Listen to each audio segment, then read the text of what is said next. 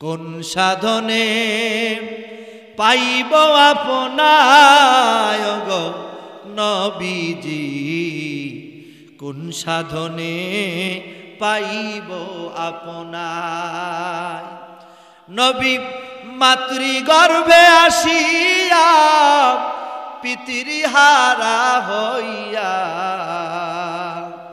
এলেন এ ধরায় গো নবীজি, কোন সাধনে পাইব আপনায়, কোন সাধনে পাইব আপনায় গো নবীজি, কোন সাধনে পাইব আপনা। আমার ভাইরা, ভূমিকায় কোনো কথা নিলাম না। আখেরি জামানার পয়গম্বর মুহাম্মদ রাসূলুল্লাহ সাল্লাল্লাহু আলাইহি সাল্লামের জীবনের কথা বলে শেষ করা যাবে না, মাঝে মধ্যে কিছু কথা শুনবো ইনশাআল্লাহ। আমার ভাইরা, নবী মুহাম্মদ রাসূলুল্লাহর আব্বা আব্দুল্লাহ যুবক মানুষ, রাস্তায় বের হয়, শরীরের ভিতরে কতই না সুন্দর সুঘ্রাণ। এই সুঘ্রাণ যেন এলাকা ময়ময় হয়ে যায়। আব্দুল্লাহ যখন বাড়ি থেকে বের হয়, এলাকার মানুষগুলি টের পেয়ে যায় যে আব্দুল্লাহ বাড়ির বাইরে বের হয়েছে। আমার ভাইরা, আব্দুল্লাহ এই সুন্দর চেহারা হওয়ার কারণে এলাকার যেই মেয়েগুলি আব্দুল্লাহকে দেখে তাদের বাবার কাছে বলে, আব্বা জান শোনো, তুমি দেখো তো দেখি ওই আব্দুল্লাহর সাথে আমার বিবাহ ঠিক করা যায় কিনা। আব্দুল্লাহর আব্বার নাম কি নাম? Abdul Muttalib. কি নাম? Abdul Muttalib. আলোচনা বুঝতে হবে। আব্দুল মুত্তালিব, আবু তালিব ছিলেন নবীজির চাচা। এই জন্য আব্দুল্লাহর বাবার নাম হলো আব্দুল মুত্তালিব। আব্দুল মুত্তালিব এর কাছে মানুষ প্রস্তাব নিয়ে আসে যে আমার মেয়েটাকে তোমার ছেলের সাথে বিবাহ দিতে চায়, কিন্তু বিবাহ হবে কার ইচ্ছায়? জোরে বলেন, কার ইচ্ছা হবে? আল্লাহর ইচ্ছায়। আসলে কি আব্দুল্লাহর ইচ্ছায় হবে না, আব্দুল মুত্তালিবের ইচ্ছায় হবে না, ইচ্ছাটা হচ্ছে আল্লাহ তাআলা।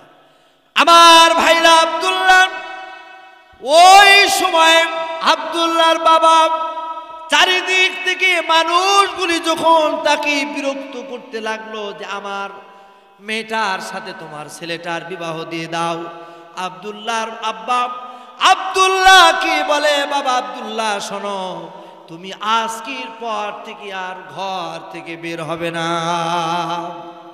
আব্দুল্লাহকে ঘরের ভিতরে আটকায় রাখলো। একদিন, 2 দিন করে 3 দিন চলে গেল। আব্দুল্লাহর কাছে আব্দুল্লাহর আব্বা যখন খাবার নিয়ে গেছে, বলে আব্বা জান শুনুন, আপনি আমাকে একটু বাইরে যেতে দিন। আমি 3 দিন যে ঘরের ভিতরে আছি, আমার তো ভালো লাগে না, আমাকে একটু বাইরে যাওয়ার সুযোগ করে দিন, আমি দেখি একটু বাইরে আবার একটু ঘুরে আসি। এবার বাইরে ঘুরতে যাই। 3 দিন কোনো সুঘ্রাণ ওই মেয়েরা পায় নাই।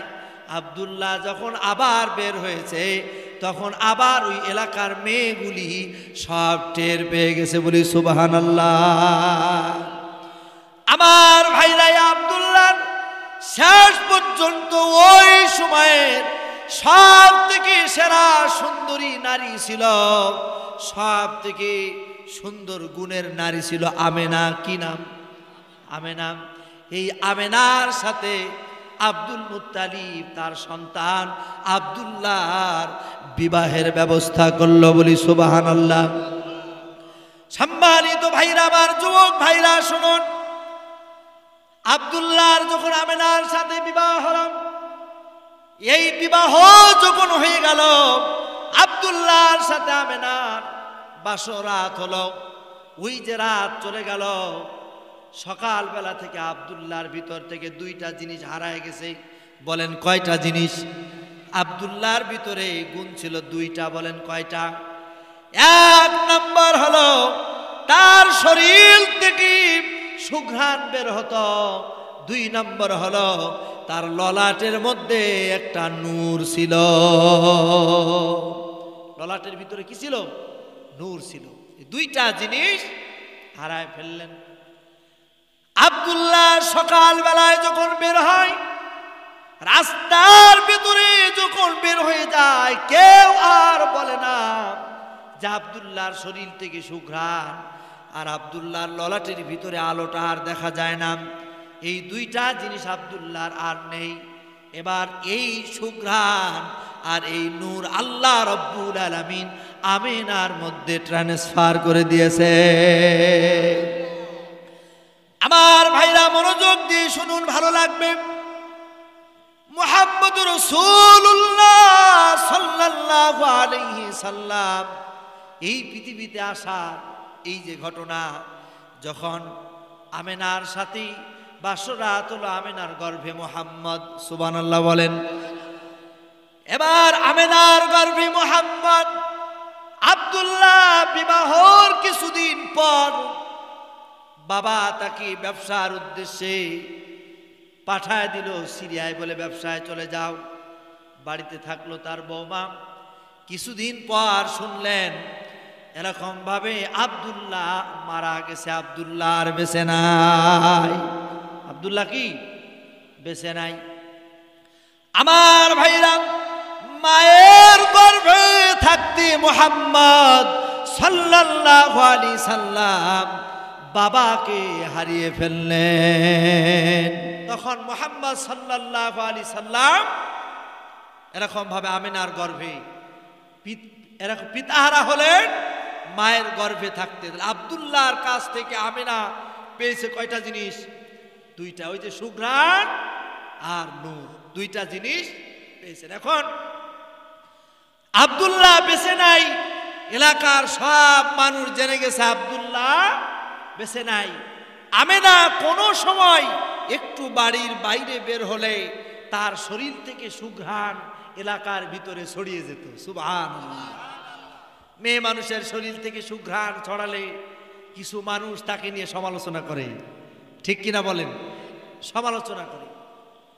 আমার ভাইরাই, আমিনার এই সুঘ্রাণ ছড়িয়ে পড়ার কারণে এলাকার কিছু মানুষ যেন আমিনার শ্বশুর, কি নাম? Abdul Muttalib. কি নাম? Abdul Muttalib. এই আব্দুল মুত্তালিবের কাছে বলে, আমরা শুনেছি যে আপনার ছেলে বেঁচে নাই, আপনার বাড়িতে আপনার এই বৌমা রাস্তার ভিতরে ঘরে কি যে ব্যবহার করে, এলাকার মানুষ, এলাকার যুবকগুলিকে মনে হয় আকর্ষণ করার জন্য কি যেন সুঘ্রাণ বের হয়। নাউজুবিল্লাহ বলেন। এই সুঘ্রাণ কে দিয়েছে? কোন? আল্লাহ রাব্বুল আলামিন এই সুঘ্রাণ দিয়েছে, দুনিয়ার কোনো সুঘ্রাণ না। এবার একদিন আব্দুল মুত্তালিব তার স্ত্রীর কাছে বলছে, ওগো শোনো, আমাদের বৌমা ছেলেটা আমার বেঁচে নাই, কিছু তো বলতে পারি না।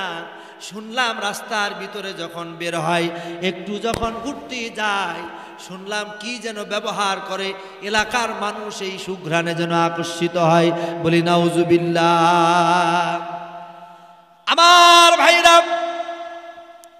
আব্দুল মুত্তালিব সিদ্ধান্ত নিল বৌমাকে নিয়ে আমরা একটু বসবো, কি ব্যবহার করে তাকে জিজ্ঞাসা করব।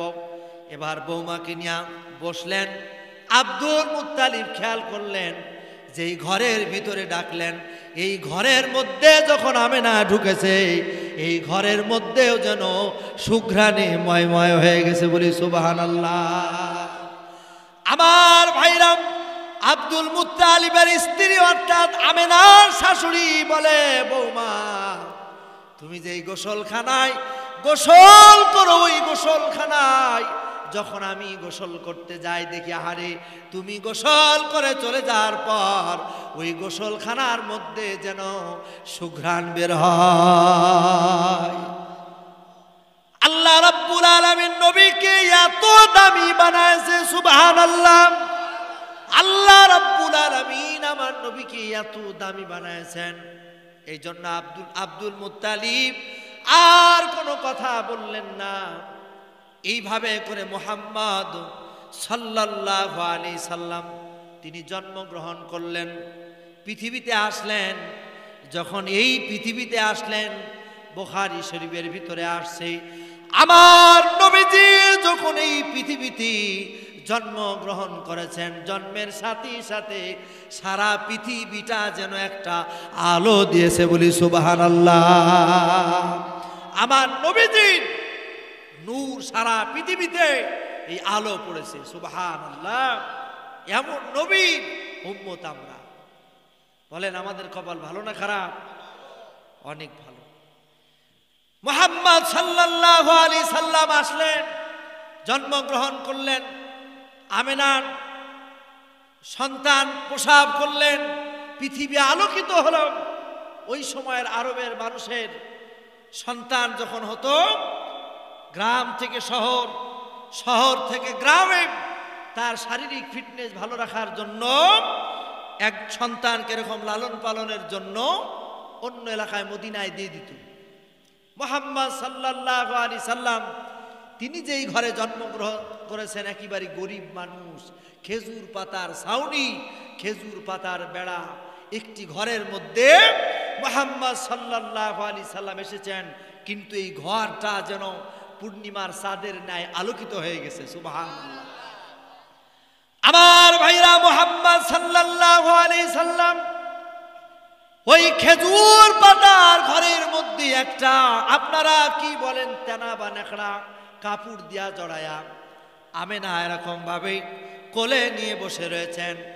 আর আব্দুল মুত্তালিব অর্থাৎ মুহাম্মদের দাদা, তিনি ঘরের বাইরে দাঁড়ায় থেকে, মদিনা থেকে যেই মানুষগুলি সন্তান নেওয়ার জন্য আসে, ওই মানুষগুলিকে বলে, শোনো, তোমরা যদি একটি সন্তান নিতে চাও, এই ঘরের মধ্যে আছে, দেখো খেজুর পাতার এই ঘর, এই সন্তানটা নিয়ে যেতে পারো, তবে টাকা কড়ি কোনো কিছু দিতে পারবো না।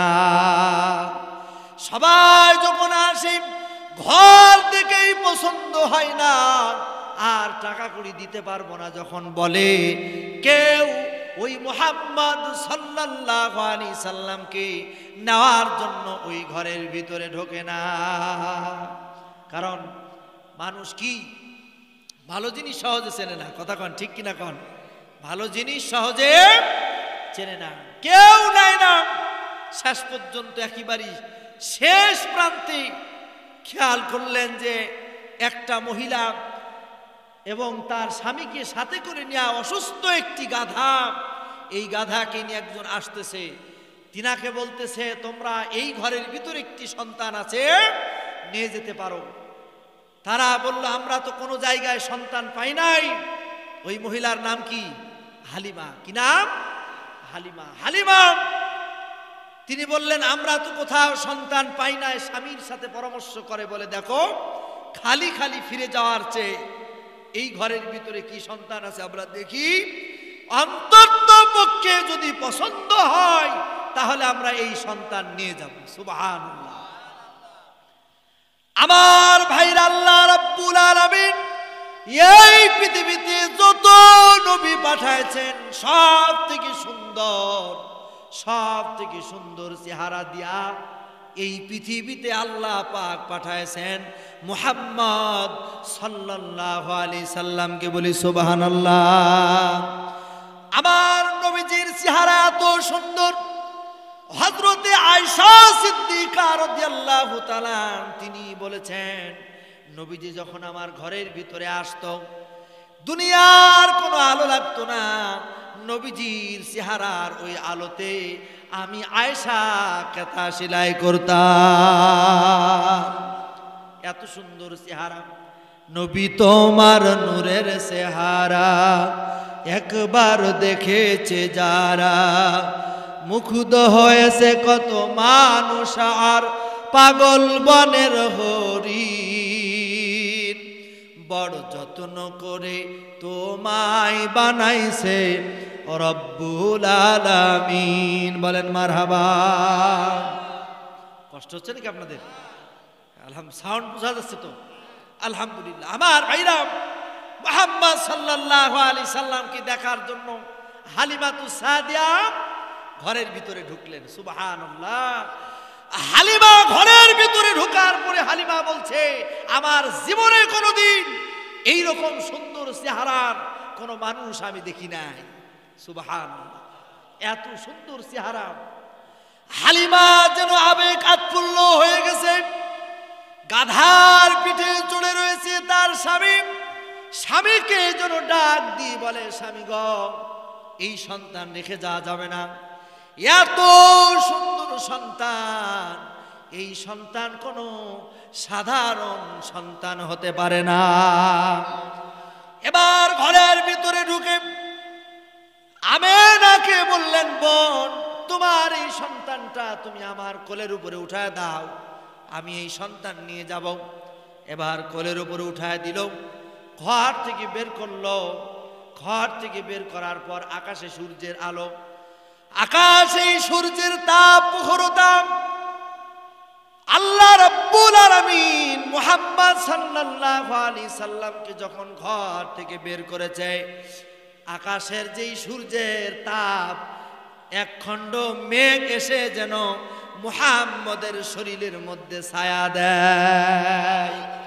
বলেন তো আল্লাহ পারে কি পারে না? আল্লাহ পাক পারে।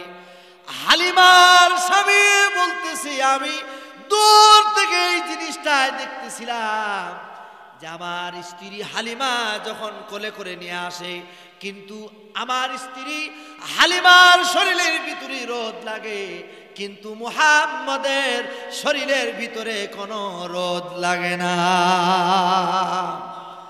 এই নবীজিকে আমরা ভুলে আজকে কি বলে, ঠিক কিনা বলেন? আখিরি জামানার পয়গম্বর মুহাম্মদ রাসূলুল্লাহ সাল্লাল্লাহু আলাইহি সাল্লাম, এই দামি নবী, এই নবীর আদর্শ বললেই এক শ্রেণীর মানুষের গায়ে অ্যালার্জি হচ্ছে, ঠিক কিনা কম? কিন্তু আগামীর বাংলাদেশ হবে আল্লাহ রাসূলের আদর্শেই এই দেশ গঠন হবে। কথা বলেন, ঠিক কিনা বলেন? এটা আমাদের চিন্তা করতে হবে, নিজেরা পরিবর্তন হতে হবে। জীবনে সব দেখেছি, আগামীর বাংলাদেশ হবে কোরআনের বাংলাদেশ। আগামীর নেতৃত্ব হবে রাসূলের নেতৃত্ব। কি বলেন, ঠিক কিনা বলেন? আমরা যাতে স্লোগান দিতে পারি, আমার নেতা তোমার নেতা বিশ্ব নবী। বলেন, এই স্লোগানের সাথে থাকা এটা বড়ই সৌভাগ্যের, ঠিক কিনা বলেন? মুহাম্মদ সাল্লাল্লাহু আলাইহি সাল্লামকে হালিমা কোলে নিয়া, গাধাটা অসুস্থ। গাধাটা কি অসুস্থ? এ কাহিনী আপনারা কতবার শুনেছেন। তারপরেও যতই শোনা যাক, প্রত্যেক রবিউল আওয়াল মাস আসলেই ইমাম সাহেবেরা মসজিদে আলোচনা করে, কিন্তু যতই শোনা হয় ততই যেন মজা লাগে, ঠিক কিনা বলেন? মজা লাগে না? আমি নিজেও মরহুম শহীদ আল্লামা দেলোয়ার হোসেন সাইদি সাহেবের ক্যাসেটটা যখন মুহাম্মদ সাল্লাল্লাহু আলাইহি সাল্লামের জীবনী শুনি, প্রাণটা জুড়িয়ে যায়। আল্লাহ ওই কবরটাকে জান্নাতুল ফেরদাউস বানায় দিক, বলেন আমিন। আপনারা সাইদি সাহেবকে ভালোবাসেন না? আল্লাহ পাক এই দুনিয়াতে তো আমাদের অনেকের সাথে দেখা হয় নাই, আল্লাহ রাব্বুল আলামিন যেন জান্নাতের ভিতরে আমাদের সাথে সাক্ষাৎ করায় দেন, বলেন আমিন। আমার ভাইরা, মুহাম্মদ সাল্লাল্লাহু আলাইহি সাল্লামকে অসুস্থ গাধার পিঠে হালিমা কোলের উপরে নিয়ে যখন অসুস্থ গাধার উপরে উঠলেন, এই গাধাটা ছিল অসুস্থ, কিন্তু মুহাম্মদ সাল্লাল্লাহু আলাইহি সাল্লামের খাতিরে আল্লাহ রাব্বুল আলামিন এই গাধাটাকে সুস্থ করে দিলেন। খুব ভালো করে বুঝেন, প্রত্যেকটা জায়গায় শিক্ষা আছে। আমার ভাইরা, আপনারা বলেন তো, আমার নবীর খাতিরে যদি একটা অসুস্থ গাধা যদি সুস্থ হয়ে যায়, আর ওই নবীর আদর্শ যদি আমরা জীবনে ধারণ করি, বলেন তো আমাদের জীবনের পরিবর্তন হতে পারে কি পারে না? পরিবর্তন হয়ে যাবে। মুহাম্মদ সাল্লাল্লাহু আলাইহি সাল্লামকে নিয়ে হালিমা যে উঠের উপরে চড়লেন, উঠটা সুস্থ হয়ে গেল। যুবক, আলহামদুলিল্লাহ, আমি খুশি। এমনি একটু ঘামি, শুকরিয়া দিয়েছেন, দোকান থেকে মনে হয় কিনে নিয়ে আসলো। আল্লাহ কবুল করি, কত ভালোবাসা। হ্যাঁ, আল্লাহ তাআলা এর জাযা ইহকাল এবং পরকালে আল্লাহ পাক যেন দিয়ে দেন, বলেন আমিন। আসলে একটু ঘামলেও সমস্যা নেই, আমি সুস্থ আছি আলহামদুলিল্লাহ। আপনার আমি এমনি একটু ঘামি, আর ওই ফ্যানের বাতাস আমার কাছে একটু বিরক্ত লাগে। এই জন্য আপনারা কোনো চিন্তা করবেন না যে হুজুর মনে খুব কষ্ট আছে। আলহামদুলিল্লাহ আপনাদের দোয়া আছে, ইনশাআল্লাহ যতই হোক আমি ইনশাআল্লাহ কথা নির্দিষ্ট সময় পর্যন্তই বলবো ইনশাআল্লাহ। এরকম ভাবে মানুষকে সামান্য একটি ভালো কাজের জন্য আল্লাহ মাফ করে দেবে, সুবহানাল্লাহ। সামান্য একটু ভালো কাজের জন্য আল্লাহ পাক মাফ করে দিবে। এই জন্য কিয়ামতের ময়দানে আল্লাহ তাআলা একজন বান্দা বলে একজন এতটুকু কারণে মাফ করতে পারে। একজন ইমাম সাহেব রাস্তা দিয়ে হেঁটে যাচ্ছে, আল্লামা তকি উসমানী তার কিতাবের ভিতরে লিখতেছেন, ইমাম সাহেবকে দেখে দেখবেন অনেক মানুষ হাতের ভিতরে সিগারেট থাকলে ওই সিগারেটটা ফেলে দেয় অথবা এমন ভাবে লুকায় যেন ইমাম সাহেব দেখতে না পারে। ঠিক কিনা বলেন? এই সম্মান করে কি করে না? বলে আল্লাহ পাক কিয়ামত আসলে সম্মান করছে কেন? তিনি মসজিদের ইমাম। তিনি কি? মসজিদের ইমাম। আর ওই মসজিদটা কার ঘর? আল্লাহর ঘর। এই জন্য কিয়ামতের ময়দান আল্লাহ পাক এতটুকু কারণে বান্দাকে মাফ করে দিয়া জান্নাতে দিতে পারে। পারে কি পারে না? পারে। শত গুনাহ নিয়ে, আপনারা জানেন যে কাহাবের কুকুরকে যেই নারীটা পানি খাওয়াইছিল, শত গুনাহ নিয়ে আল্লাহ পাক মাফ করে দিয়েছে। তার গুনাহের পরিমাণ কি? 100 পুরুষের সাথে জানা করেছে। কত পুরুষ? 100 পুরুষ। তাও একজন পুরুষের সাথে 100 বার, তা নয়, 100 জন আলাদা পুরুষ। কিন্তু আল্লাহ পাক তার জীবনের একটি কাজ পছন্দ করেছে। কয়টা কাজ? একটা কাজ। কাজটা কি? তিনি যাচ্ছেন, দেখে একটি কুকুর একেবারে এত পরিমাণ পিপাসা লেগেছে, জিহবা বের করে একেবারে মৃত্যু সজ্জায়। দেখছেন যে পার্শ্বে একটি কুয়া, কুয়ার ভিতরে পানি। এই পানি তোলার জন্য চারিদিকে দেখলেন পানি তোলার জন্য কিছুই নাই। এই জন্য তিনি চারিদিকে তাকায় দেখলেন কেউ আছে কিনা। দেখে শরীরের সমস্ত পোশাকগুলি খুললেন। খোলার পরেই একটার সাথে আরেকটি জোড়া দিলেন। আর পায়ে ছিল জুতা। পায়ে কি ছিল? জুতা। এই জুতা পানির মধ্যে নামায় দিয়ে জুতার ওই যে এই জুতার যে একটু মানে কি মানে যে জায়গাটুকু, এই জায়গায় যে পানিটুকুর যে এই পানি দেয়া কাহাফের এই কুকুরকে পানি খাওয়ায়। সুবহানাল্লাহ। আল্লাহ পাক এইটা পছন্দ করে আল্লাহ তাআলা এই বান্দিকে মাফ করে দিয়েছে। এই জন্য আমাদের আজকের এই বসাটা রসুলের প্রেম আর ভালোবাসায় আল্লাহ আমাদেরকে মাফ করতে পারে কি পারে না? পারে। সম্মানিত ভাইরা আমার, তো রসুল আকরাম সাল্লাল্লাহু আলাইহি সাল্লামকে হালিমা যে কোলে নিয়ে উটের উপর চললেন, উটটা ছিল অসুস্থ উট, কিন্তু আল্লাহ পাক সুস্থ করে দিলেন। সুবহানাল্লাহ। আমার ভাইরা, এই হালিমা এই অসুস্থ উটটা যখন সুস্থ হয়ে গেল, এই গাধার পিঠে চড়ে, কেউ বলেছেন উট, কেউ বা গাধা, তবে আল্লামা সাইদি সাহেব তিনি বলেছেন গাধা। তিনার ওয়াজে শুনেছি এই গাধার পিঠে চড়ে যখন তিনি এরকম ভাবে রওনা নিলেন, যেই মানুষগুলি আগে আগে সন্তান নিয়ে বাড়ি চলে গেছে, মুহাম্মদ সাল্লাল্লাহু আলাইহি সাল্লামকে নিয়ে হালিমা সবার আগে যেন চলে যায়। আর ওই লোকগুলি তাকায়, কে যায়, কে যায়? এই গাধাটা নিয়ে তো শেষ বেলায় গেল, ভালো মতো হাঁটতে পারে না, কিন্তু এখন এত দ্রুতগামী কিভাবে যায়, কিভাবে চলে যায়? বলেন তো কিভাবে যাচ্ছে? কারণ ওই উঠে ওই গাধার উপরে আছে আখিরি জামানার পয়গম্বর মুহাম্মদ রাসূলুল্লাহ সাল্লাল্লাহু আলাইহি সাল্লাম। বলেন সুবহানাল্লাহ। কারণ এটা আল্লাহর ইচ্ছা। কার ইচ্ছা? আল্লাহর ইচ্ছা। হালিমা বাড়ি চলে গেলেন। বাড়ি যাওয়ার পর এখনো বাড়িতে ঢুকে নাই। বাড়ির গেটের সামনে একটি খেজুর গাছ। এই খেজুর গাছে খেজুর দাঁড়ায় না, খেজুর ধরে না। বাড়িতে ঢুকতে না ঢুকতে হালিমা দেখলেন যে আমার খেজুর গাছে খেজুর হয়ে গেছে। বাড়ির ভিতরে ঢোকার পর তার যে বকরিগুলি ছিল ওই সময় দুর্ভিক্ষ হওয়ার কারণে কাঁচা ঘাসের বড় অভাব, কোনো কাঁচা ঘাস নাই, দুর্ভিক্ষ হওয়ার কারণে এই বকরিগুলির ওলানে কোনো দুধ নাই। বাড়ির ভিতরে ঢোকার পর খেয়াল করে দেখলেন যে তার বকরিগুলির ওলানে আল্লাহ রব্বুল আলামিন যেন দুধ দিয়ে ভরে দিয়েছে। আল্লাহ রব্বুল আলামিন বরকত দিচ্ছেন রাসূলের খাতিরে। সেই রাসূল নাই, রাসূলের আদর্শ যদি আপনার জীবনে বাস্তবায়ন করেন, ওই বরকত আল্লাহ রব্বুল আলামিন আপনাকেও দেবে।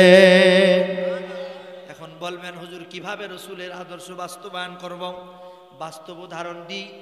আপনি যখন খানা খাবেন, খানা কি খানা খাবেন বলেন তো?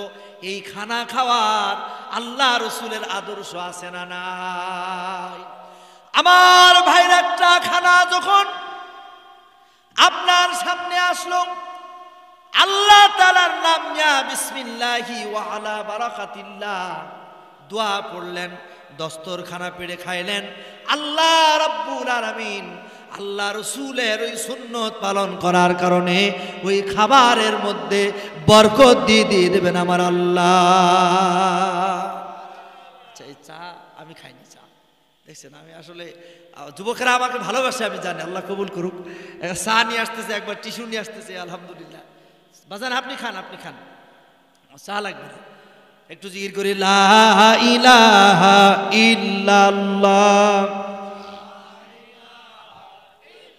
বাজান আপনি খান, লা ইলাহা ইল্লাল্লাহ, লা ইলাহা। জিন্দেগি তোর যাইরে ফাঁকি দিয়া, সোনার আদম জিন্দেগি তোর যাই ফাঁকি দিয়া। পাক ধরিয়া গেছে দাড়ি, দ্বন্দ্ব আছে গুডাচারি, কখন জানি হবে সমন জারি, সোনার আদম জিন্দেগি তোর যাই ফাঁকি দিয়া। লা ইলাহা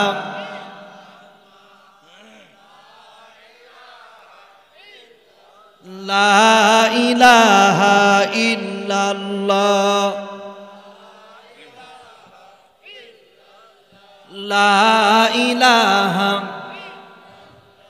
গুনাহগারের গুনাহ ঝরে দরুদে আপনার,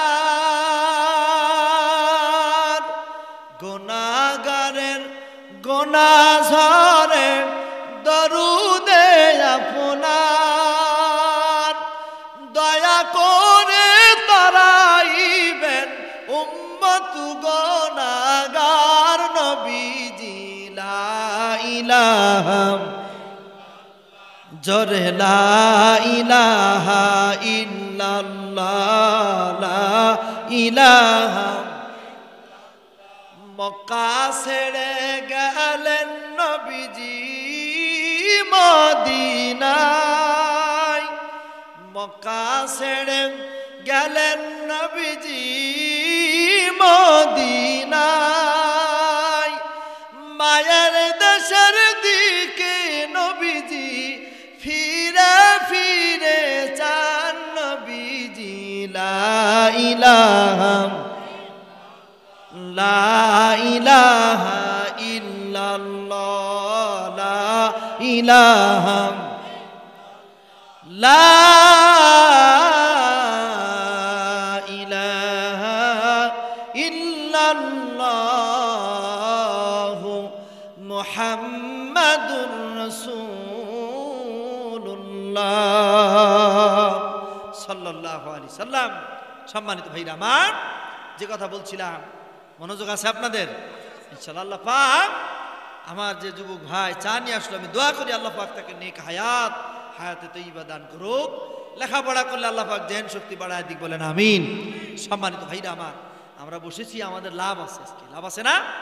আল্লাহ রসুল আগমন, আর এই সময় আল্লাহ রসুলের কথা এরকম ভাবে স্মরণ করে আমরা যে আলোচনা করতেছি, বলেন আমরা যে সাল্লাল্লাহু আলাইহি সাল্লাম বলতেছি, এই দরুদ আল্লাহর ফেরেশতা আল্লাহ রাসূলের কানে বলে পিতার নাম সহ পৌঁছায় দেয়। সুবহানাল্লাহ।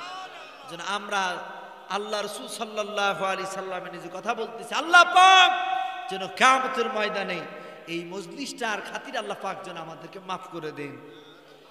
কিয়ামতের ময়দানটা এত ভয়ঙ্কর হবে, মানুষ পেরেশান হয়ে যাবে। এই জন্য বলা যায় না আজকের এই বসার ছোট্ট একটি আমল আমাকে আপনাকে নাজাত দিতে পারে, পারে না? পারে। সম্মানিত ভাইরা, যে কথা বলছিলাম, হালিমাতুস সাদিয়া বাড়িতে বরকত হলো। কেন বরকত হলো? বাড়িতে গিয়েছেন কে? মুহাম্মদ সাল্লাল্লাহু আলাইহি সাল্লাম। বাড়িতে এত বরকত, মুহাম্মদ সাল্লাল্লাহু আলাইহি সাল্লাম এই বাড়িতে অবস্থান করলেন। আস্তে আস্তে বড় হলেন। মুহাম্মদ সাল্লাল্লাহু আলাইহি সাল্লামের একটি দুধ ভাই ছিল, তার নাম হলো আব্দুল্লাহ। কি নাম?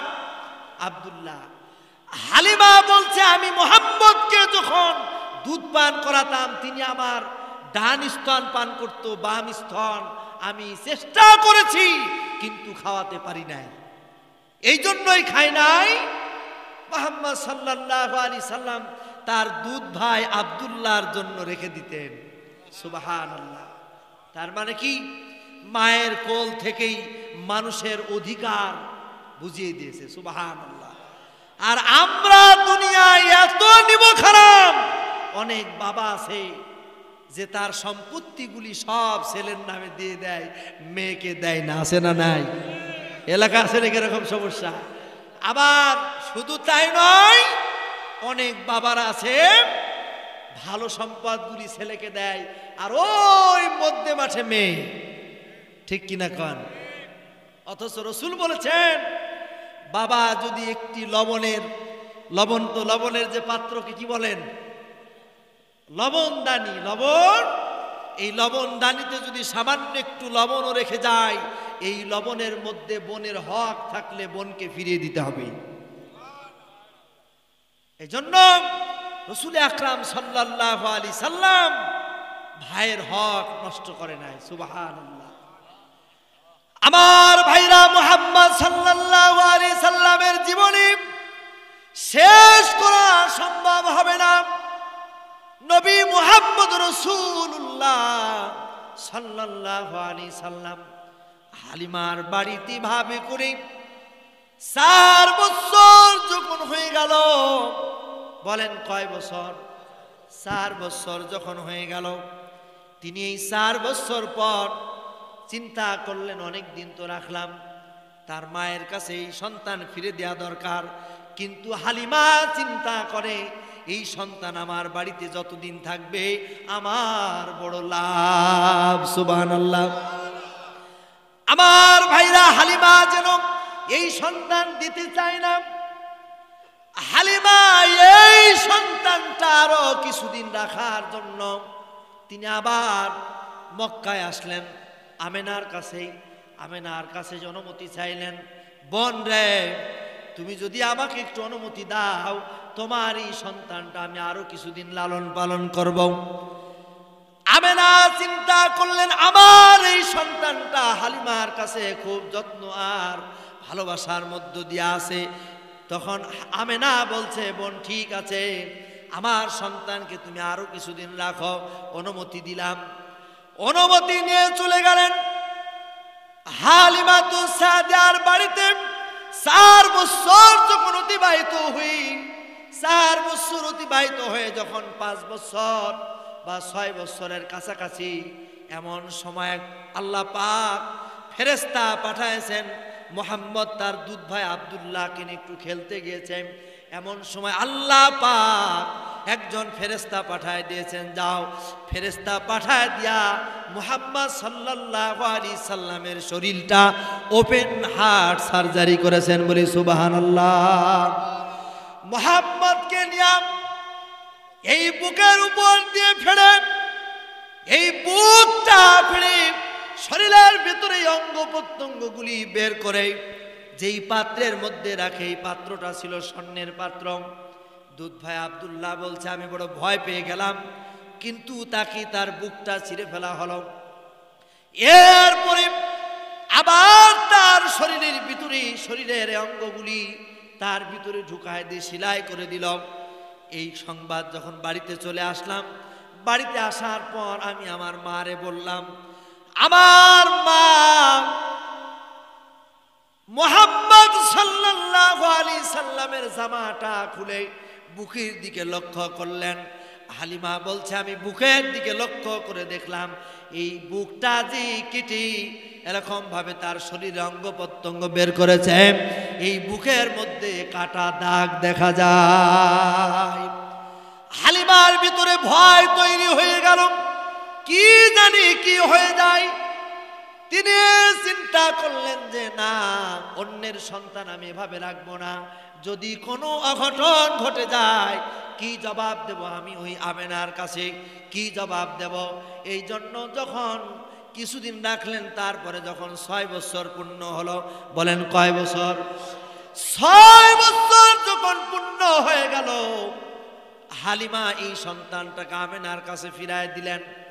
আমেনার কাছে যখন ফিরায় দিলেন, বলেন তো একটা সন্তান 6 বছর লালন পালন করার পর ওই সন্তানের প্রতি এই দুধমাতা হালিমার ভালোবাসা তৈরি হয় কি হয় না? হালিমা যেন অনেক দুঃখ আর বেদনা নিয়া চোখের পানি ছেড়ে, কিন্তু কিছুই করার নাই, আমেনার কাছে সন্তানটা ফিরায় দিলেন। আমেনা তার সন্তান পাইলেন। সন্তান পাওয়ার পর মুহাম্মদ সাল্লাল্লাহু আলাইহি সাল্লাম, মাঝে মাঝে একটু বাদ দেয়া বলি, মুহাম্মদ সাল্লাল্লাহু আলাইহি সাল্লাম মায়ের কাছে থাকেন, খেলার কোনো সাথী নাই, খেলার জন্য ওই যে মক্কার ভিতরে আরবের ছেলেগুলির সাথে খেলা দেখতে যায়, কিন্তু তাদের খেলা দেখে মুহাম্মদ সাল্লাল্লাহু আলাইহি সাল্লামের পছন্দ হয় না। এই জন্য তিনি খেলা করে না, খেলার মাঠে একপাশে দাঁড়ায় তিনি দর্শক সেজে খেলা দেখেন, বলি সুবহানাল্লাহ। মুহাম্মদ সাল্লাল্লাহু আলাইহি সাল্লাম এইভাবে করে মায়ের কাছে তিনি থাকলেন।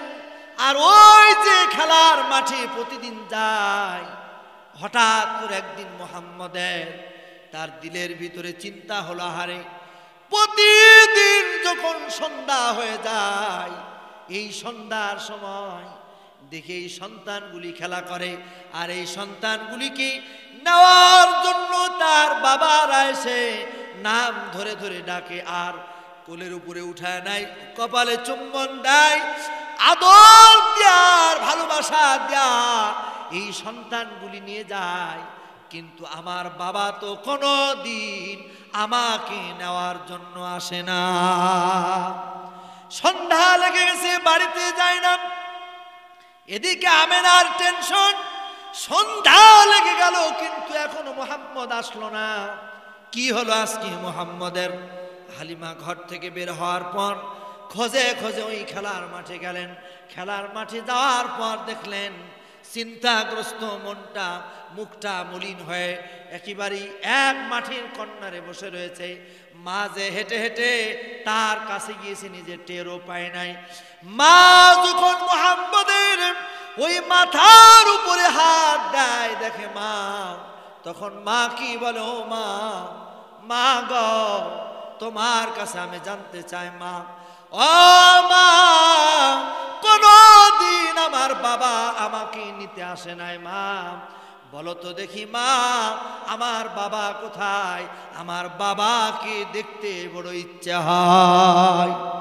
বলেন তো, এই কথা শোনার পর মায়ের মনটা ভালো থাকে না খারাপ হয়ে যায়?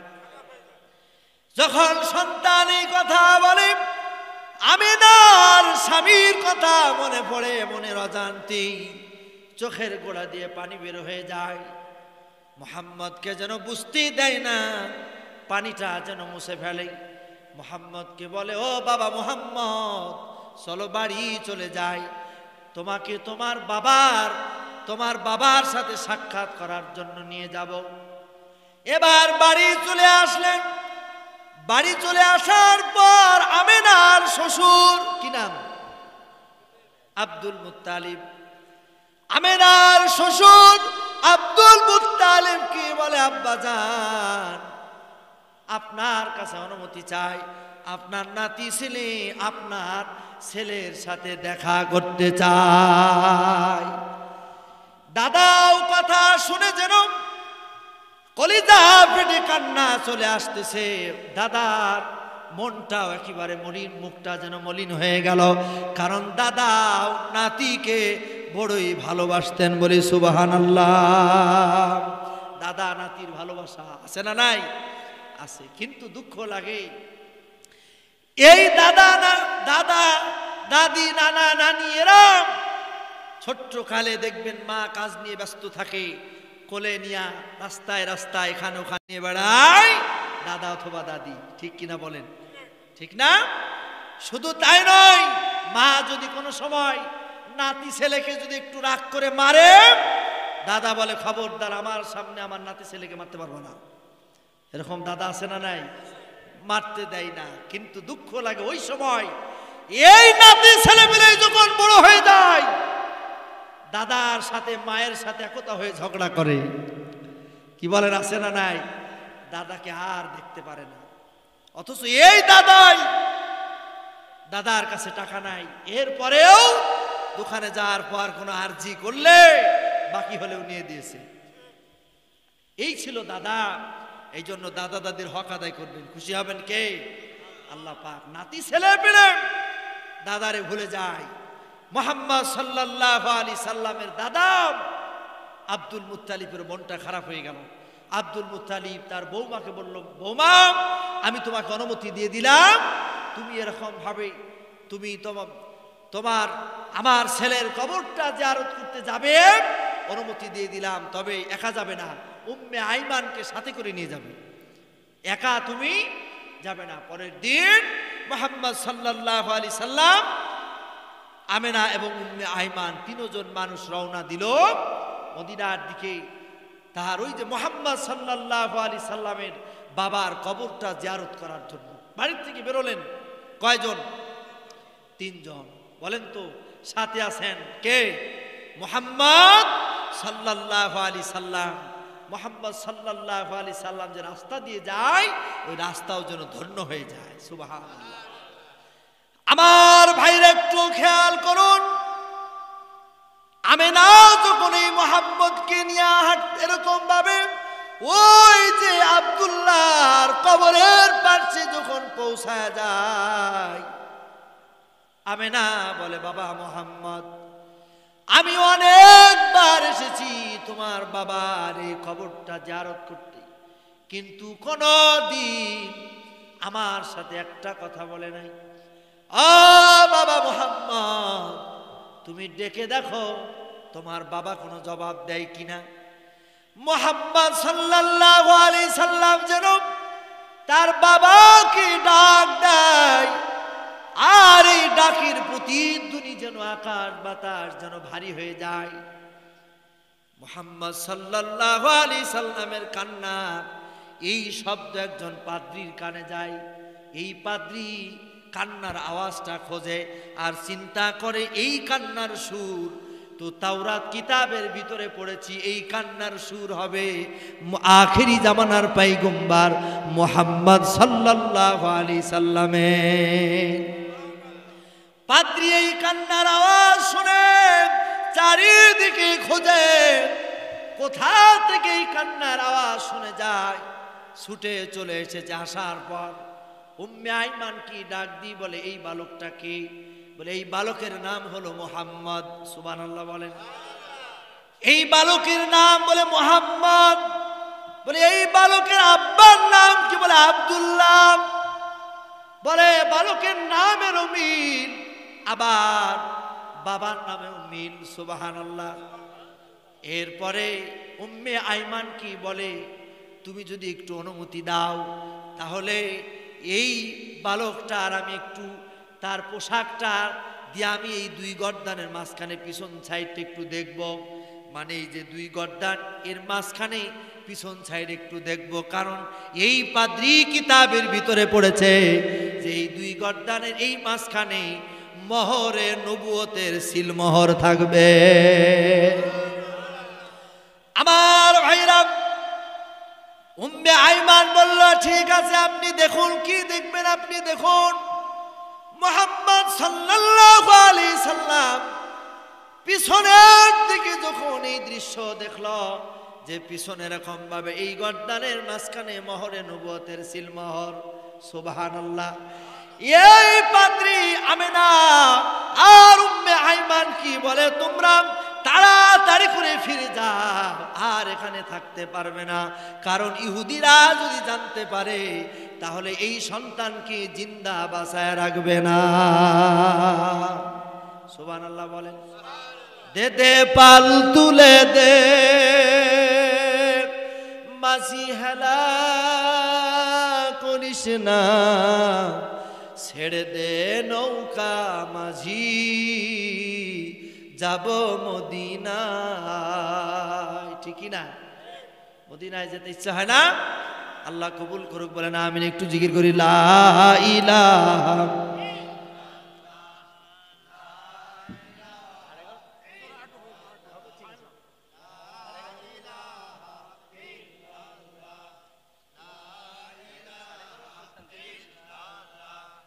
লা ইলাহা ইল্লাল্লাহ, লা ইলাহা, লা ইলাহা,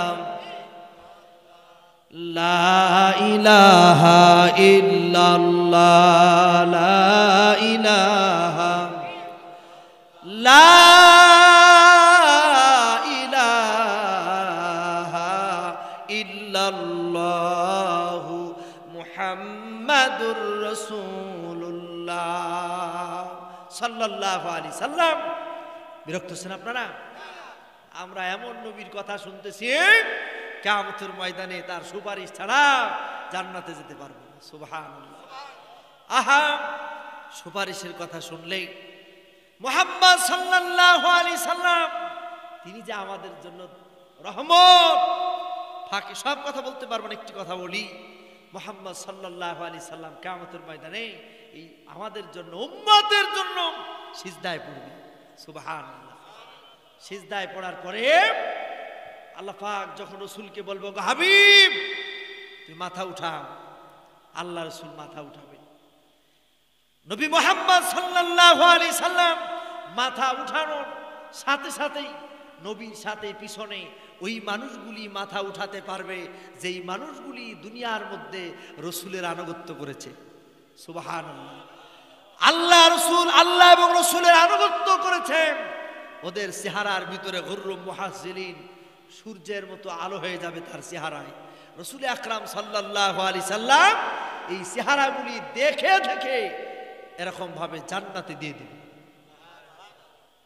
এরপরে মুহাম্মদ সাল্লাল্লাহু আলাইহি সাল্লাম উম্মতদেরকে দেওয়ার পরে তারপরে কার নবী শেষ বেলায় জান্নাতে ঢুকবেন। জান্নাতে ঢুকার সময়ও মুহাম্মদ সাল্লাল্লাহু আলাইহি সাল্লামের কি যেন মনে হবে, পিছন দিকে একটু তাকাবেন মায়ার নজরে। সুবহানাল্লাহ। আমার ভাইরা, নবী মুহাম্মদুর রাসূলুল্লাহ সাল্লাল্লাহু আলাইহি সাল্লাম যখন পিছনের দিকে তাকাবেন, নবীজি আমার, আল্লাহ পাক নবীজির এই মায়ার তাকানো দেখে আল্লাহ পাক বলবেন, হাবিব তুমি কি কিছু বলতে চাও? তুমি কি কিছু বলতে চাও? মুহাম্মদ সাল্লাল্লাহু আলাইহি সাল্লাম বলবেন, আল্লাহ কিছুই তো বলার নাই, কিন্তু এই মানুষগুলি দেখে আমার বড় মায়া লাগে। আমার কোন উম্মত এই মানুষগুলির ভিতরে আছে কিনা তুমি আমাকে একটু অনুমতি দাও, আমি একটু ঘুরবো। আমি কি করব? ঘুরবো, একটু দেখব। আমার ভাইরা, মুহাম্মদ সাল্লাল্লাহু আলাইহি সাল্লাম তিনি এই মানুষগুলি মূর্তির মতো দাঁড়ায় থাকবে, সিজদা করতে পারে না, এই মানুষগুলির ভিতরে এরকম ভাবে ঘুরবে। আর নবী মুহাম্মদ সাল্লাল্লাহু আলাইহি সাল্লাম যখন ঘুরবে, বলে যখন ঘুরবে পাশ দিয়ে যাবে, কোন উম্মত যেই উম্মত গুলি বলবে সাল্লাল্লাহু আলাইহি সাল্লাম কি বলবে? কোন জবান দিয়া যখন বের হয়ে যাবে সাল্লাল্লাহু আলাইহি সাল্লাম, আল্লাহ রাসূল এই শব্দ যখন কানের ভিতরে শুনবে, আল্লাহ রাসূল বলবে তুমি জান্নাতের দিকে চলে যাও। রাসূল যখন তার শরীরের মধ্যে স্পর্শ করবে, ওই মানুষগুলির মতো সব জান্নাতি চেহারা হয়ে যাবে। কি নবী আমরা পেয়েছি, সুবহানাল্লাহ। আল্লাহ রাব্বুল আলামিন কোরআনুল কারীমের ভিতরে বলেছেন, ইন্নাকা লাআলা খুলুকিন আযীম। আল্লাহ পাক বলবেন, আল্লাহ তাআলা বলবেন, আল্লাহ তাআলা বলেন, ওগো নবী সব থেকে মহান চরিত্র আমি আল্লাহ পাক তোমাকে দিয়েছি, সুবহানাল্লাহ। এই জন্য সব থেকে মহান চরিত্রের ধারক বাহক মুহাম্মদ সাল্লাল্লাহু আলাইহি সাল্লাম। এই জন্য আমার আপনার আদর্শ দুনিয়ার কোনো মানুষ হতে পারে না, আমার আপনার আদর্শ হবে মুহাম্মদ সাল্লাল্লাহু আলাইহি সাল্লাম। কথা বলেন ঠিক কিনা? আমার ভাইরা, যেই কথা বলতেছিলাম, ওই যে পাত্রী বলবে তাড়াতাড়ি করে মুহাম্মদকে নিয়ে যাও, ইহুদিরা যদি জানতে পারে তাহলে বাঁচায় রাখবে না। উম্মে আইমান তাড়াতাড়ি করে মুহাম্মদকে নিয়ে আমিনাকে বলো চলে যাই। এবার রওনা নিলেন। প্রতিমধ্যে আমিনার আবু আবক নামক স্থানের একটু আগেই শরীরের ভিতরে জ্বর আসলো। তিনি খেয়াল করে দেখলেন যে আমিনার হাঁটতে কষ্ট হয়, কেন জানি একটু বসে আবার হাঁটি। এইভাবে হাঁটতে হাঁটতে যখন আবুয়া নামক স্থানে আসে, আমিনা আর হাঁটতে পারে না, জমিনে শুয়ে পড়ে। উম্মে আইমান বলছে আমি কপালে হাত দিলাম, প্রচন্ড জ্বর, কিছুক্ষণ পর যেন আর কোনো হুঁশ নাই। একটু পরে খেয়াল করলাম যে তার শরীরের ভিতরে আর কোনো রুহু নাই। কি নাই? কোনো রুহু নাই। বলেন তো এই রুহুটা যদি বের হয়ে যায়, এই বডিটার কোনো মূল্য আছে নাকি? বলেন, কোনো মূল্য নাই। আল্লাহ রাব্বুল আলামিন আমার শরীরের ভিতরে যে রুহুটা দিয়েছেন, এই রুহুটাকে আমার আল্লাহ পাক এই পৃথিবী সৃষ্টি করার 50,000 বছর পূর্বে আল্লাহ রাব্বুল আলামিন আমার আপনার এই রুহুটা সৃষ্টি করেছে। বলি সুবহানাল্লাহ। রুহু যখন একবারে সৃষ্টি করার পর আল্লাহ পাক রুহুদেরকে বলেছিল আলাস্তু বিরাব্বিকুম, আমি কি তোমাদের রব নয়? আমরা সেই দিন বলেছিলাম ক্বালু বালা, সেদিন বলেছিলাম অবশ্যই তুমি আমাদের রব। আমার ভাইরা, তাহলে বডির দাম বেশি না রুহুর দাম বেশি? রুহুর দাম বেশি। রুহু সৃষ্টি হয়েছে পৃথিবী সৃষ্টি করার 50,000 বছর আগে, আর এই বডিটা তো তিল তিল করে হয়েছে মায়ের পেট থেকে 50 বছর অথবা 60 বছর। কথা কন ঠিক কিনা?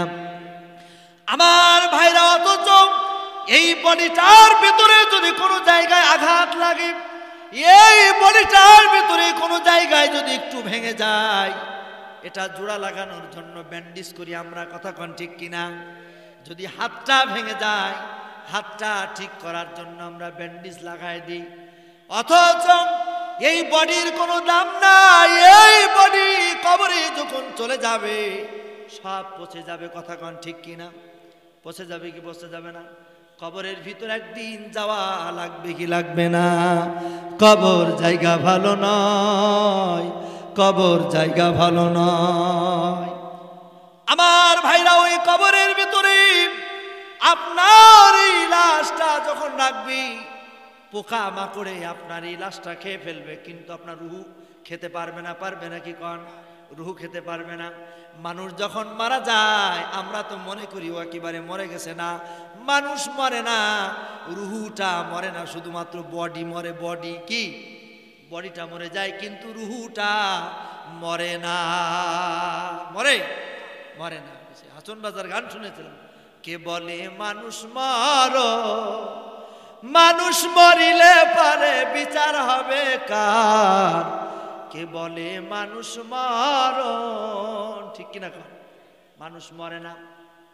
আমার ভাইরাম, বিষয়টা হলো এমন, একটা মানুষের শরীর থেকে যখন রুহটা বের হয়ে যায়, এই বডিটা হচ্ছে এমন, আপনি প্র্যাকটিস করলে পারবেন।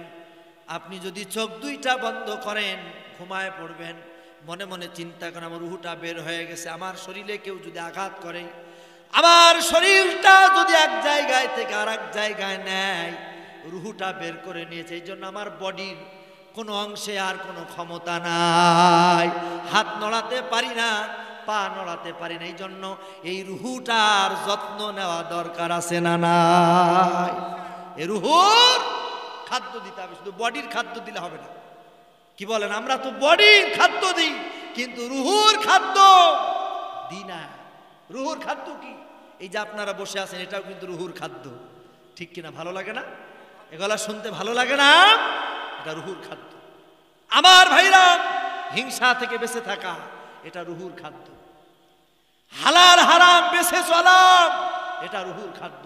নামাজ, রোজা, হজ, যাকাত, এটা রুহুর খাদ্য। সুবহানাল্লাহ। এই জন্য রুহুটাকে ভালো রাখা দরকার। সম্মানিত ভাইরা আমার, আমি যে কথা বলছিলাম, মুহাম্মদ সাল্লাল্লাহু আলাইহি সাল্লাম তিনি এরকম ভাবে, তাকে মা এরকম ভাবে আবু বকর নামক স্থানে তিনি বিদায় হলেন। বলেন, মাও নাই বাবাও নাই। কি? মাও নাই বাবাও নাই। মাও চলে গেলেন, বাবাও চলে গেলেন। আলাম ইয়াজিদুকা ইয়াতীমান ফাআওয়া। আল্লাহ পাক বলছেন, ওগো নবী, আমি তোমাকে এতিম অবস্থায় পেয়েছি, আর ওয়াজাদাকা দাল্লান ফাহাদা, আর আমি আল্লাহ তাআলা তোমাকে পথ দেখাইছি। সুবহানাল্লাহ। আমার ভাইরা বলেন তো, একদিকে মা নাই বাবা নাই, আবার বাবার কবরে জিয়ারত করতে যে মাও হারিয়ে গেল। বয়স তখন 8 বছর পূর্ণ হয় নাই, কাছাকাছি বয়স। বলেন তো, এই সন্তানের কতই না কষ্ট।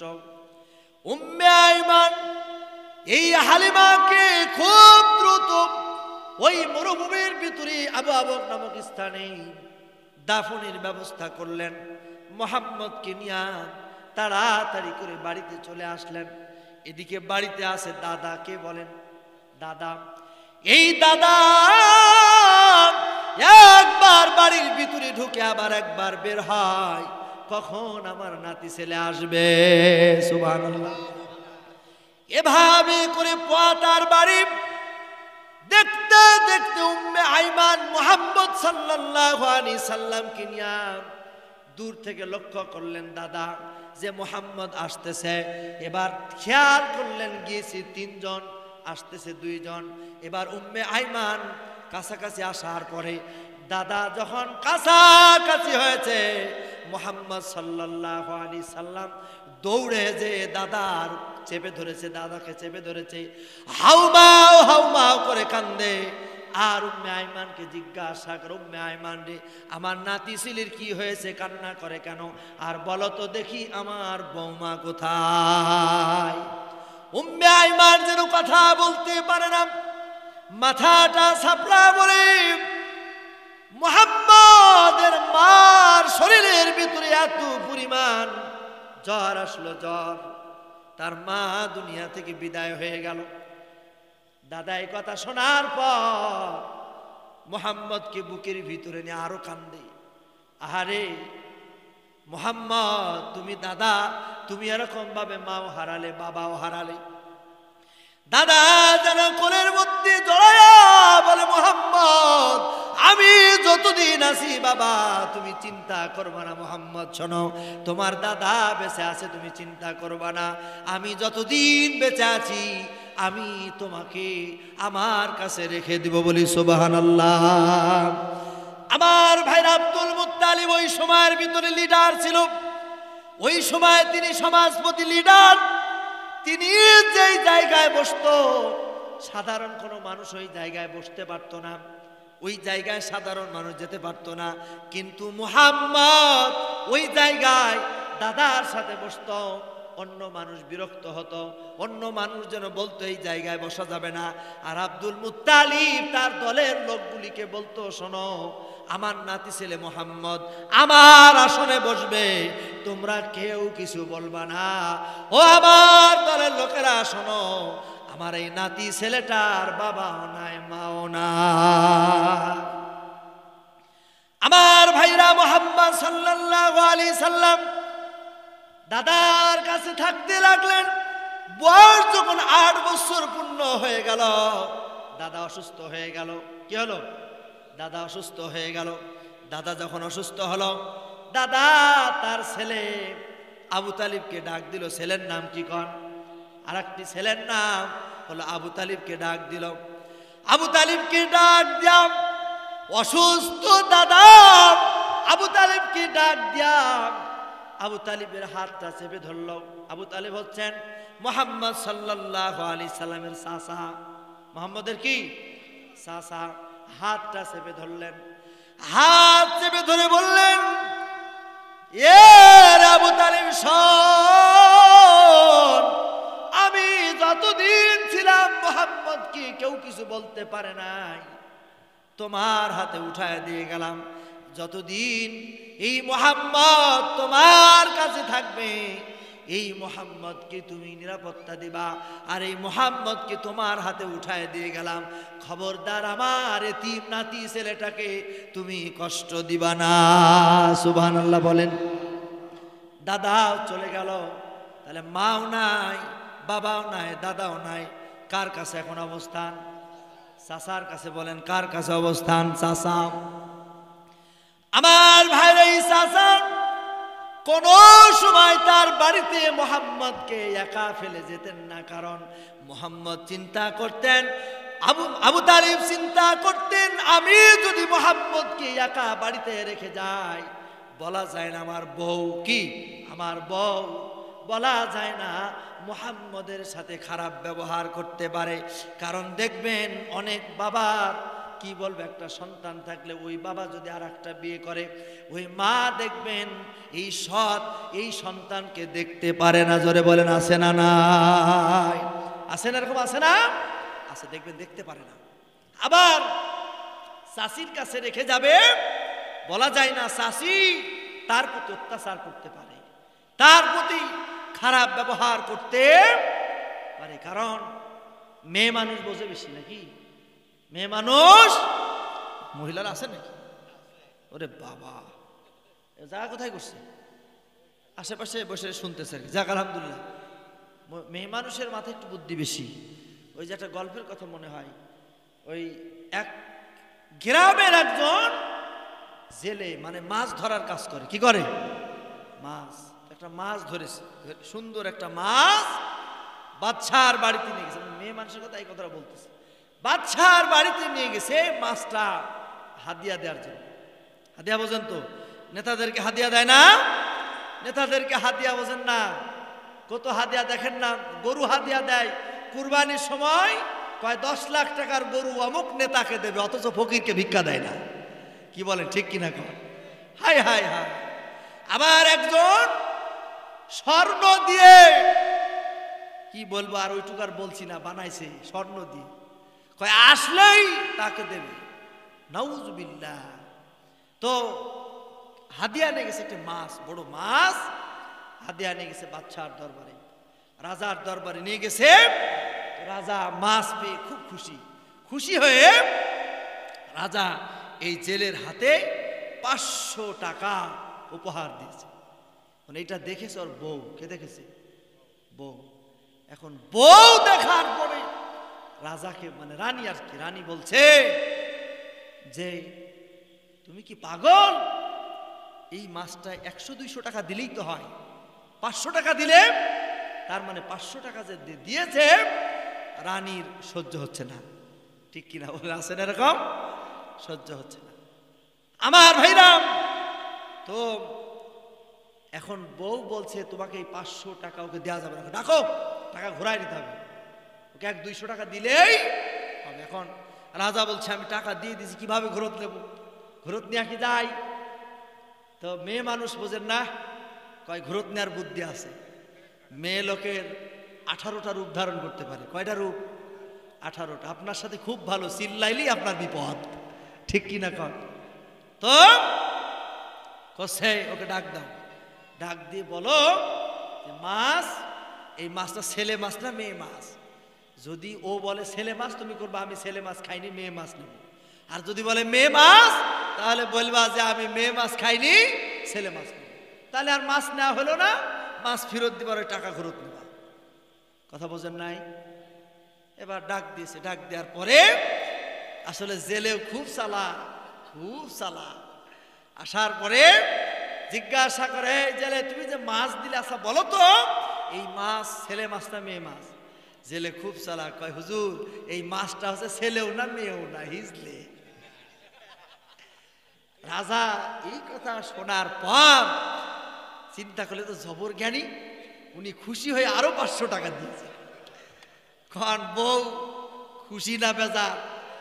বেজার মানে কি? ওরে বেজার, কঠিন বেজার। এখন আবার 1000 টাকা নিয়ে চলে যাচ্ছে, গেটের সামনে একটা কয়েল পড়ে আছে, কয়েল মানে বোঝেন তো, কয়েল। ওই কয়েলটা আবার হাতে তুলে নিয়ে চুমু খায়। কি খায়? চুমু খায়। এখন ওই যে বউর অর্থাৎ রাজার বউয়ের রাগ আছে না নাই? স্বামীকে বলছে দেখো তুমি 1000 টাকা দিয়ে এরপরেও ওই জায়গায় একটা কয়েল পড়ে আসলে চুরি দিয়ে দেখো নিয়ে চলে যাচ্ছে, দেখো। ওটা কাকে করছে? রাজাকে বলছে ওই যে 5 টাকার কয়েলটা নিয়ে যাচ্ছে, এর বোর সহ্য হচ্ছে না, কিভাবে ওকে ধরবে সেই চিন্তা। এই জেলে খুব চালাক। এবার ওই বউ বলছে ওকে ডাক দাও, ও কয়েল চুরি করে নিয়ে যাও। না বলে নেবে কেন? ওকে ডাক দাও। এখনো কিন্তু যায় নাই, উনি কয়েলটা তুলে চুমু খাচ্ছে কিন্তু যায় নাই। এরপরে তাকে ডাক দেওয়া হলো, রাজা ডাক দিল, কারণ রাজা হলো বউয়ের গুলাম। রাজা কি? বউয়ের গুলাম। বলেন এরকম স্বামী আমাদের সমাজে কিছু আছে না নাই? বউ যদি কয় এখানে থাকো, আর যেতে পারবে না। কথা কন ঠিক কিনা কন? এরকম বউ আছে না? ওই বউ, বহু বউ আছে। এখন ডাক দিয়েছে, ডাক দেওয়ার পরে সেই তোমাকে 1000 টাকা দিলাম, তারপরে তুমি 5 টাকার এই কয়েল তুমি নিয়ে চলে যাও। বলছে রাজা মশাই আমি কয়েল তো নেওয়ার জন্য উঠাই নাই, কয়েলটা তুলে দেখি যে কয়েলের এক পাশে আমার রাজা মশাইয়ের ছবি, আর এক পাশে আমার রানীর ছবি, এই জন্য আমি সম্মান করে চুমু খাচ্ছি। রাজা আরো খুশি, কয় আরো 500 টাকা দিয়েছে। পাইলো কত? 1500। আসলে বুদ্ধি ধরা খাইলো কে? ওই যে মেয়ে লোকের বুদ্ধি। কথা বোঝেন নাই? শোনেন, এক সময় হরিপুর তো এলাকায়, যে হরিপুরের মানুষ সিলভার হাড়ির ব্যবসা করে খুব, না খুব বেশি। তো ওই আমাদের ওই সব অঞ্চলে এই কিছু ব্যবসায়ী ওই পিক আপ নিয়ে গেছে, যে ওই যে আগেকার মানুষ তো কাঁসার জিনিস ব্যবহার করতো, কাঁসা বোঝেন তো, এই কাঁসার জিনিস এখন আর মানুষ ভারী ব্যবহার করে না। আগে মানুষ দেখবেন যে বদনা বা ঘটি এটাও কাঁসার জিনিস ব্যবহার করত, কিন্তু এখন আর এগুলি ব্যবহার করেন, অনেক ভারী। তো এলাকার ভিতরে যে ওরা এলান দেয় তোমরা কাঁসার জিনিস দাও, তোমাদেরকে সুন্দর সুন্দর সিলভারের জিনিস দেব। বুঝছেন? বাড়িতে পুরুষ মানুষ তো নাই, সব মেয়ে মানুষ। পুরুষ মানুষ তো কাজে কামে। এবার মেয়ে মানুষরা মনে করেছে এরা সব ফিরে এনে দেবে, কাঁসার যত কি বলবো থালা বাসন গামলা সব দিয়ে দেয়। এরা পিক আপ ভরে নিয়ে এসেছে, আজও এসেছে, কালও এসেছে, আর এলাকার ভিতরে কোনোদিন আর ফিরে নাই। তাই চিন্তা করে এদের এদিকেও করেছে। যাই হোক আল্লাহ সম্মানিত ভাইরা আমার, এখন কষ্ট হচ্ছে আপনাদের, ইনশাল্লাহ আমরা নির্দিষ্ট সময়ের ভিতরে শেষ করে দেবো। আমার ভাই ওই যে খেচড়ির প্যাকেট হচ্ছে, খেচড়ির প্যাকেট, আরে সর্বনাশ 12টা বাজতে যাচ্ছে ভাই, শেষ করে দিই, শেষ করে দেবো ইনশাল্লাহ। 12টা বাজতে যাচ্ছে, 12টা শেষ করে দিই। আপনি যদি আমাকে নিয়ে যেতে চান অবশ্যই আমি আপনার সাথেই যাব। সুবহানাল্লাহ। চাচার সাথে ব্যবসা, বলেন তো মুহাম্মদ থাকলে ওই ব্যবসায় বরকত হবে কি হবে না? বরকত হবে। ব্যবসার উদ্দেশ্যে রওনা নিলেন। পথিমধ্যে যে নির্দিষ্ট একটি জায়গায় তারা কাফেলা থামালো, এই ব্যবসায়ী কাফেলা থামালো। এই কাফেলায় আছেন কে? মুহাম্মদ সাল্লাল্লাহু আলাইহি সাল্লাম থামালেন। কাফেলা থামানোর পরে ওই জায়গায় ছিল বুহাইরা পাদ্রী। কি পাদ্রী? বুহাইরা পাদ্রী। এই বুহাইরা পাদ্রী আবু তালিব বলতেছে কোনদিন আমরা দেখি নাই তার আসন থেকে উঠে আমাদের সাথে দেখা করতে, কিন্তু ওই দিন এই বুহাইরা পাদ্রী দেখতেছি আমরা যে তার এলাকার ভিতরে ঢুকবো এমন সময় সে লোকজন নিয়ে আমাদের কাফেলা বরণ করার জন্য দাঁড়িয়ে আছে। সুবহানাল্লাহ, বরণ করবে। আমার ভাইরা আবু তালিব মনে করে তাকে বরণ করবে, কিন্তু না না, ওই বুহাইরা পাদ্রী তাওরাত কিতাবের ভিতরে পড়েছে, মুহাম্মদ যা আসতেছে সে বুঝেছে। এবার মুহাম্মদকে দেখে এই বুহাইরা পাদ্রী মুহাম্মদকে বরণ করে নেয়, আর মুহাম্মদকে বরণ করে নিয়া তার ঘরের ভিতরে নিয়ে যেয়ে তার নির্দিষ্ট আসনে বসায়। আবু তালিব জিজ্ঞাসা করে, কি কারণে তুমি আমাদেরকে সম্মান না করে আমার ভাতিজা মুহাম্মদকে সম্মান করো? যখন মুহাম্মদ বলেছে, বলে এই সন্তানের নাম, বলে মুহাম্মদ, বলে হ্যাঁ, বলে এনার বাবাকে। তখন আবু তালিব বলতেছেন আমার সন্তান। তখন বুহাইরা পাদ্রী বলতেছে যে না না না, এটা আপনার সন্তান না, এটা হলো আব্দুল্লাহর সন্তান। সুবহানাল্লাহ বলেন। আমার ভাইরা বুহাইরা পাদ্রী বলছে, এই মুহাম্মদ যখন এই এলাকার ভিতরে ঢুকলো, আমি যখন দাঁড়িয়েছিলাম আমি লক্ষ্য করে দেখলাম যে এই মরুভূমির পাহাড়গুলি, এই মরুভূমির এই পাথরগুলি যেন মুহাম্মদের আগমনে তারা বড় আনন্দিত, তারা যেন মুহাম্মদের উপরে দরুদ পাঠ করে, বলি সুবহানাল্লাহ। এই বুহাইরা পাদ্রী বলে শুধু তাই নয়, গাছগুলির দিকে তাকায় দেখি যেন গাছগুলি মুহাম্মদের উপরে দরুদ পাঠ করে, বলি সুবহানাল্লাহ। লা ইলাহা লা ইলাহা ইল্লাল্লাহ, লা ইলাহা লা ইলাহা লা ইলাহা লা ইলাহা ইল্লাল্লাহু মুহাম্মাদুর রাসূলুল্লাহ। আল্লাহুম্মা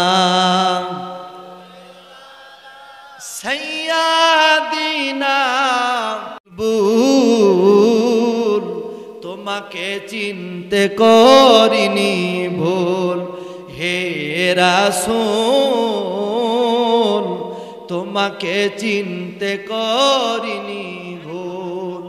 মারহাবা বলেন। আমার ভাইরা কোনি দোয়া করে দেব। আমার ভাইরা আজকের আয়োজন যে সকল ভাইরা করেছে আল্লাহ পাক যেন কবুল করেন, বলেন আমিন। আর আজকের এই সিরাতে মাহফিল মুহাম্মদ সাল্লাল্লাহু আলাইহি সাল্লামের আগমন উপলক্ষে যে আল্লাহ পাক আমাদেরকে বসালেন, আল্লাহ রব্বুল আলামিন যেন কিয়ামতের দিন মুসিবতের সময় এই মাহফিলটা যেন নাজাতের জরিয়া বানায় দেন, বলেন আমিন। সবাই একটু বলেন, আপনি নবী আমার জীবনের জীবন, বলেন না, আপনি নবী আমার জীবনের জীবন।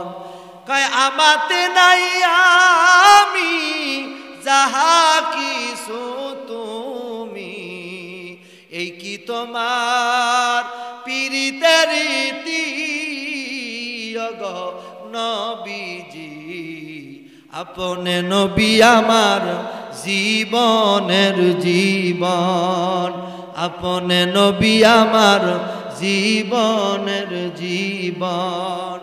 ও নবী যখন আপনার কথা মনে হয়, থাকে না মরণের ভয়, ঠিক কিনা বলেন?